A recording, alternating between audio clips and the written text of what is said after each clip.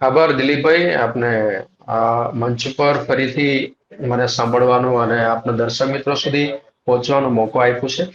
આ જે આરટીઆઈ છે, વારંવાર આપણે કેન્દ્ર સરકાર અને રાજ્ય સરકારના રિલેટેડ માહિતીઓ માટે આરટીઆઈ કરતો આવીએ છીએ.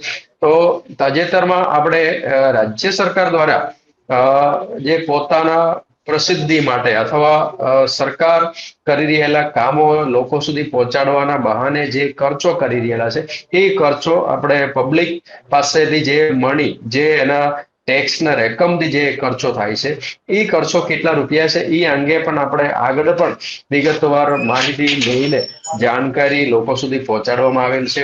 ને ત્યાર પછી વર્ષ 2024 ની અંદર મેં એક આરટીઆઈ કરેલું હતું. આ આરટીઆઈ કેન્દ્ર સરકાર સમક્ષ મારી આરટીઆઈ છે, ઇન્ફોર્મેશન એન્ડ બ્રોડકાસ્ટિંગ ડિપાર્ટમેન્ટના ખાતામાં કરેલું છે. એ ઇન્ફોર્મેશનમાં કંઈક ચોંકાવનારી માહિતી આપણે જાણવા મળી છે. કારણ કે વર્ષ 2014-15 થી હાલ સુધી, એટલે 2025-26 સુધી, હાલના અમુક મહિનાઓ સુધી કેન્દ્ર સરકાર દ્વારા વડાપ્રધાન નરેન્દ્ર મોદી અને સાથે સાથે અલગ અલગ સ્કીમો જેના રિલેટેડ લોકો સુધીના પહોંચાડવા માટેના જે જાહેરાતો જે કરેલું છે,